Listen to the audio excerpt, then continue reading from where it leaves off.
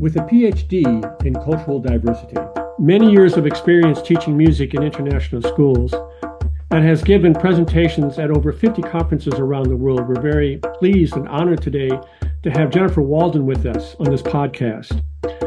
Jennifer has mastered the craft of engaging students in musical activities that span many cultures and generations. Her approach is truly global, teaching culturally diverse understanding, awareness, and appreciation through music. I had the opportunity, the pleasure actually, of working with Jennifer as a colleague for several years at the American School of The Hague. And those were just wonderful years for us. I look back at those with fond memories. And it's great to be reconnecting here with Jennifer. I've always been a fan of her work with global education. And I'm pleased that she's taking the time out of her busy schedule to speak with us today. So Jennifer, welcome. It's a pleasure to have you here today. It's great to be here. Okay, great. All right, so let's start off. Can you tell us a little bit about yourself and your background as a music teacher? That goes back a long time. But I grew up in a musical family, and I knew in my teens that I wanted to be involved in music and be a music teacher. Then as I was coming up to graduate from university, there were some choices of where we could do student teaching or practicum, and the university I was going to said, well, we do have overseas programs, and I jumped on that. Thought, okay, this would be great. So I ended up in Taiwan. I think a lot of us graduate with our first degree, a bachelor's degree in something, and I know in my 20s I thought I was very clever, but I got to Taiwan. I went with friends to what's called a night market, and suddenly heard these sounds that I thought, wait, what is that? It sounded like it was instruments, but I wasn't sure. I came around the corner and there was a full-on Beijing opera going on at the night market. That was a huge wake-up call for me, because I thought, I have no idea what these instruments are. I have no idea what those costumes are and what it all means. And what really brought that home for me was the fact that the audience did know. Mm-hmm.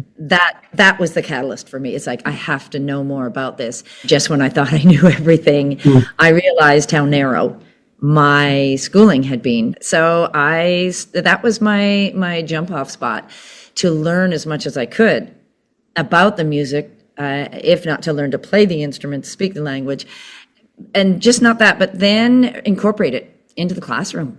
Bring it into the studies we were doing, but not necessarily as a special exotic thing, but as something, a component of music that is happening, and music that is as important to some people or a person or other groups as the students' preferences. So that getting across that, okay, you students might have your favorite music, but also people also have their favorite music, and it might be very different than what your music is, but it's just as meaningful.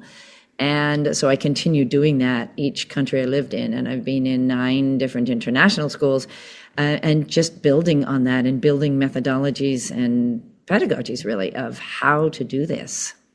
And your discussion right now is aligning something with its sort of inherent in the IB, the current DP program. And that is, from which angle, which context do students look at music? Do we look at that from a local, a global, or a personal context? So this is fortuitous. It's right in line, actually, with the new curriculum and how the entry point of looking into music. So maybe you could describe for us some of the work you're currently doing in your international school. Yeah, I teach. Well, my assignment, shall we say, is very Western sounding. It's they would say, well, she's the band person. But then the people in the school who know me, they're like, okay, wait a second. She's the instrumental music person, because it has expanded. It's opened up into a various number of groups. We have the traditional Western concert band, and then there are rock bands, popular rock and jazz music. But what we do, though, is I work with the concert bands, again, from a global perspective. We do, for example, our warm-ups aren't simply, let's see, from a band perspective, teachers would be thinking, okay, B flat concert scale. But students will learn a B flat concert scale. However, they'll also learn how to be thinking of it in terms of numbers. So as a 1, 2, 3, 4, 5, 6, 7, 8, 7, 6, 5, 4, 3, 2, 1. Then once they're comfortable with that, then I say, okay, well, let's do this. We'll be taking out the 4s and 7s. And so they're doing a 1, 2, 3, 5, 6, 8 or high 1. And then we talk about, okay, this scale you would hear more in traditional music from this part of the world, which would be more a Chinese sounding pentatonic scale. And then the next thing we would go to might be a Sunda scale from the Sunda area of Indonesia. So we're taking out the 2s and the 6s. 1, 3, 4, 5, 7, 8, 7, 5, 4, 3, 1. So they're warming up with different scales. And the same thing happens in the choir. And so right away, there's that next step, that next level of awareness. And then our environment. And I'm not sure how deeply you want me to go into this in terms of what I'm doing now. But actually, you're piggybacking on my next question. One of the cornerstones of the current IBDP curriculum is to get students to research and apply their research, connecting their unfamiliar music with familiar music. And you've already highlighted on some of those, but maybe you could give us a little bit, share some of your thoughts, more of your thoughts with the way students connect familiar music with unfamiliar music. Yes, certainly. Another example would be looking at let's see, one of the bands did a piece that was based on Irish traditional music. So what we did was we took, okay, there's this idea that we've got these triplets, but then in some places in the music, it's happening against eighth notes, straight eighth notes, or quarter notes. And the quarter note with a triplet is fairly easy, the da da da da da da da da da da da da da da da. And they have played those sorts of things before. There's the familiar. Triplet, triplet, triplet, triplet. That is this idea of instead of thinking triplet, or 1 and a 2 and a 3 and a, I would have them listen to lilting, which would perhaps be going doodle dee daddle dee da dee do dee daddle dee daddle dee doodle dee daddle dee do dee da. So having them then try singing triplets, just using the duddly daddly doodly daddly da dee da dee da dee doodly daddly. Again, moving slowly into that unfamiliar, but connecting that to, oh yeah, triplet, or 1 and a 2 and a. And so then moving into where then the next part of the music would be where they've got the eighth notes moving against the triplets. And in Western music, we or it is called a hemiola, but it's not necessarily called that in other types of music. And so then having them play. So having them, half of the class play perhaps a B-flat concert scale, familiar, in eighth notes, the other half doing it in triplets. And the next thing you know, then they are feeling in a place where they're comfortable with that. And so that's just one example. I can share a lot of other examples, but it's one that we just recently did. And always going with that is context. Always context. Where do these musical ideas come from? Where did lilting come from? Lilting came from the fact that sometimes they didn't have instruments, so they imitated the instruments with their voices. And looking then, of course, at dance, and looking at dance in triplets, looking at a jig and moving your feet. And being able to say, oh, okay, and especially here in the Latin American part of the world, being able to connect, okay, so this is how we dance, this is how we move our feet in merengue, or this is how we move them in bachata. But then it's just a slightly different shift. And now we're moving in the way, our feet in the way a jig would move. It sounds like you're making the process, you're making unfamiliar become personal and fun and logical and relevant and purposeful. Precisely. All those words, fantastic words, because they are. As soon as they're able to make those connections on their own, it's opened just a completely new understanding for them. Historically, we as educators have been moved into a definition of saying, calling music Western music or non-Western music. Do you think we should avoid associating or labeling unfamiliar music as non-Western? Do you think we should just avoid the topic of Western, non-Western altogether? Absolutely. Yeah. Yeah. It's just calling it music. And one of the little pieces, it's sort of two little pieces that I contributed to the research as I completed my PhD. And one of them is a small chart on how we can shift. It's a small thing, but it makes a big difference. How we can shift from having this idea of Western, non-Western, or music and the other. And that one of the first things that I have on this chart is that we don't say things like, well, in music, this symbol means that you get louder. Or in music, this means that you're playing softly, or this means that you go back to the beginning. It should always be in this music. So you use that terminology to say, in this music, there's a symbol that looks like this, and it means to get louder. It means a crescendo in this type of music. If we look at other types of music, this is how a getting louder would be either notated or the musicians would know what to do. So I frequently in my classes, when we're doing something that is traditionally Western, again, concert band, and I hand out music, sheet music, and I always ask them, okay, what style of notation is this? And they know now, oh, this is Western notation. I'd say, well, how would you perhaps write that measure in cipher notation? Or what syllables could you use if we were talking about sargam notation? Again, it's that awareness. So always thinking about how we're talking about music, so it doesn't become this is music, and then there's the other. And the other thing I always say in that too is when you look at it, Western music comprises about 20% of the world's music. 80% of the world's music is Or isn't even everything done. outside. And so I always try and put it all on an even playing field.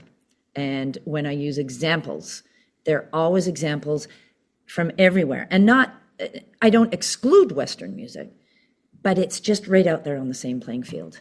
Yeah. Throughout your career, I know you've had the opportunity of working with many young, aspiring international music teachers. Do you think young music educators are prepared to look at international music education from a global perspective? And coupled with that, what do you think we should expect from universities in preparing music teachers for what's about to come? Yeah, that is in all the work I've done with young teachers, with pre-service and in-service teachers who are working. The universities are decades behind in general, and still the universities that are claiming to have world music integrated into it, it's not. You can take courses, you can take an elective course, and you might have a choice. Oh, you can take this thing called world music or world music ensembles, or you can take this course, which might be an electronic music course, or it might be looking at a specific period of Western music history. So the world music, as it's entitled, still is reinforcing this idea that it's an other in universities. The methodology classes don't teach how to be integrating, and not just integrating, but just teaching from this open perspective of it's all music. it's not all based on Western music. So the teachers coming into the field are not prepared. I don't feel, because I still hear them speaking from a Western perspective. You go into their classrooms, it's still, what's on the walls still reinforces a Western perspective. I try it even at the school I'm at now. There are a lot of teachers in this department, and some are ready to go, oh, I need to rethink how I'm doing this. But the majority, they smile and just go right back to what they're doing. And that there are many reasons for that. But I think for me, and over the years, I have realized that it's a question of how far you want to come out of your comfort zone. And I feel, unfortunately, there are still too many teachers who don't want to take that step. And it's not a hard step to take. It's just to realize, and this leads into the next part of your question, which was, and correct me if I'm wrong, was where is music education going in terms of... Yeah, do you see some sort of a paradigm shift coming or about to happen? Do you see a new way of thinking in terms of a global approach to teaching music? Absolutely. For teachers who are aware and ready and have the incentive, the initiative to do that, and also administrations who are also realizing, wait a second, the music department we have is an old, antiquated model. We've got string orchestra, band, and choir. Whoa, we need to be doing something. So where I see it going is very much with having this idea, okay, the first thing being, there's so much of the world's music that is not based on notation, so it's oral learning. And then taking that perspective, thinking, all right, so oral learning also means popular music from any country, looking at any country's pop music. I was just speaking with a Thai musician yesterday who does a lot of work in Thailand, and talked about this mixture of Thai music and pop music, and how his students, after they have done these mixtures of these two musics, are going, wait, I want to learn more about my own traditional music, because I've tried one of the instruments from my country now. But looking at music from this idea of oral learning, rock and pop are all oral, and then moving into this digital area. And you and I have talked about that, and I have that happening here and on a smaller level at the moment, but you and I saw how that can explode. And then I know that you took over also some of the digital music learning at American School of the Hague too. And so we both know that, wow, there's a huge area of music learning in the electronic field.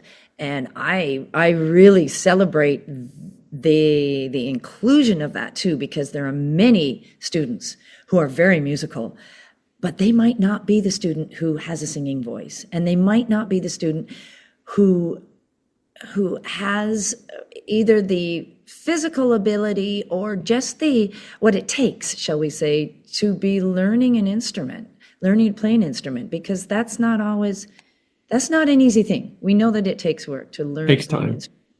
Yeah, but they might be super musical. They've got the chance then with digital music. And so I think music programs are doing students a disservice if they're not offering programs that do not demand, for example, let's go backwards. If they need to be offering programs like pop music programs. You're learning by listening. Electronic music programs.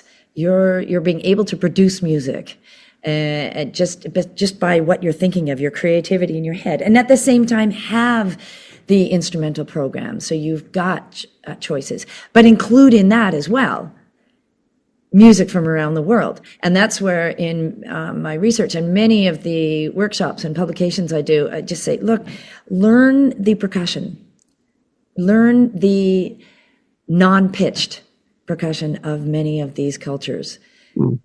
That's another wonderful gateway in. And I know that's a long answer to your question, but in a nutshell, where I see it going is it's exemplified in something that I'm involved in that we've done a few times called the Big Gig.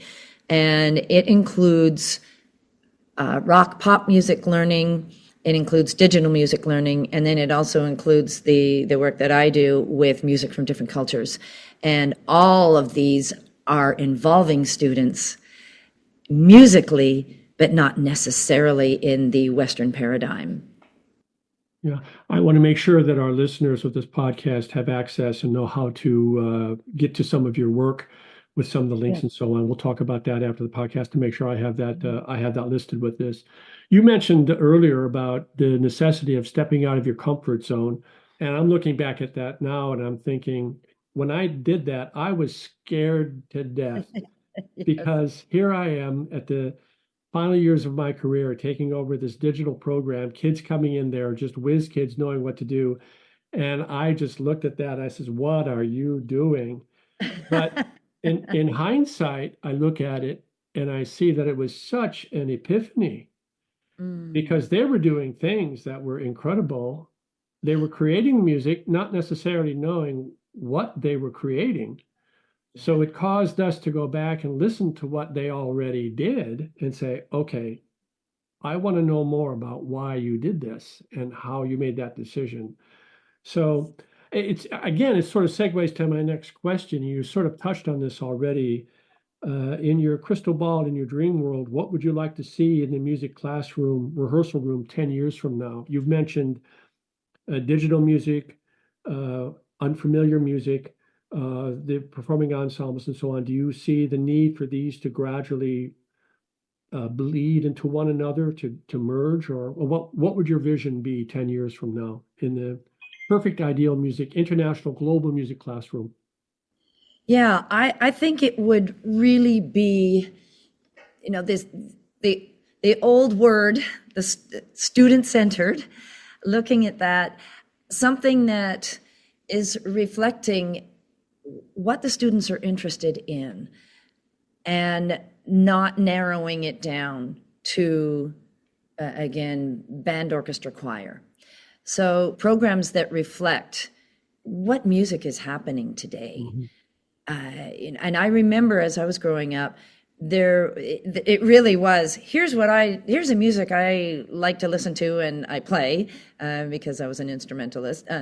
I play outside of school, but then no, in school is this music, because that's what we have. That's what's offered, is this concert band and some jazz band. So I would, in my crystal ball would see that teachers are going, oh, wait, there's a plethora of choices out here. The students can be involved in all these kinds of things, including ensembles that aren't based on a Western classical idea, so that you could have samba ensembles, or I've run ensembles that are percussion ensembles, and they do samba. They're looking at West African cultures. They're looking at Chinese music, which you would have seen when we had that going at American School of Hague, where students were involved in lots of different types of music from around the world, but in a way that they were truly engaged in it. They weren't it wasn't a one-off.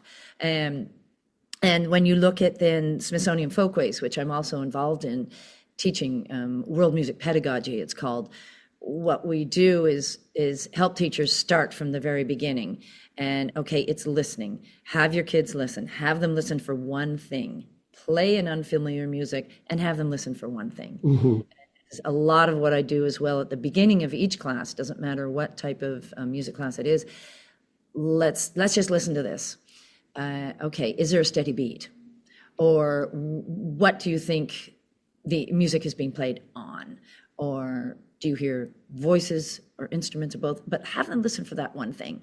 And the next step is then in this listening that if there is a steady beat, then they clap or play along with it. So that's more of an active. And engaged listening then is where you can turn the recording off and they're still clapping or playing along with it or singing along with it. And then the next step is creative listening. They're making up their own stuff that goes along with it. Cool. And then the final stage is where they're looking at the context and seeing where that music fits into the culture. But it is a way in. And so, again, looking ahead would be for programs that are thinking, we're not sure how to get there. Then looking at this methodology from Smithsonian Folkways that says, just start at a simple place. So that's what I see, is this student-centered idea. I know you've got to run off class pretty soon, so I'd like to wrap this up a little bit. Are there any closing thoughts or ideas that you'd like to share to the global music public? Yeah, I think, for example, I have taught a number of courses now, online and face-to-face, of world music pedagogy, and also being involved in the big gig, and working with teachers at conferences. And I think, I have seen teachers who are saying, I really want to be able to do this, and okay, this is a good idea. I can do this in my classroom. And it really is saying to teachers, be ready to talk to your administrators, or talk to them now about where music is going, where music education specifically is going. Be the one who's going to be the catalyst to say, yeah, we've got to be really looking at what our students are interested in. What are they listening to? What are they playing? What do they want? What do they want to play? Because we can offer that. And if you are a teacher who is thinking, no, I like what I'm doing and I can live with this the way it is, then I would say, maybe you're going to at some point have to move out of the way, because there are going to be people coming in who say, oof, we are reaching only a tiny percentage of our students in our program right now, or we are reaching a percentage that is okay with playing a small repertoire of what the world has to offer. And I don't mean it in sort of a negative way, but I mean it in a positive way, that teachers, as music people, we have the ability already. As musicians, we can learn.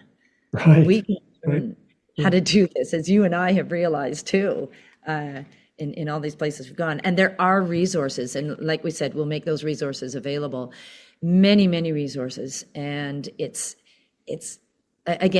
not difficult, but it just takes a music teacher saying, I want to be part of where this is going. I want to be the innovative person who says, let's take this to a place where students are thriving. Right.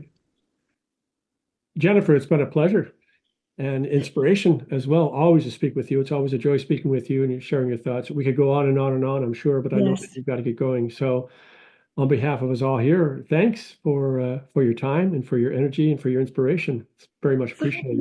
It reminds me of the good old days as well. Yes, it is really, like we said when we spoke last time, it really is a joy to connect and reconnect and learn about what we're doing and what we're doing as we finish our, I will probably have a few more years in front of students, but as we go into a place where we're now part of moving music education into new places and moving it forward. So thank you so much. Great. All right. Hey, Jen, I'm going to sign off. Thanks for everything. Okay. It's been a pleasure. Okay. Hey, Jim. All right. Say hello to your family. Will do. Okay. All right. Bye-bye. Bye.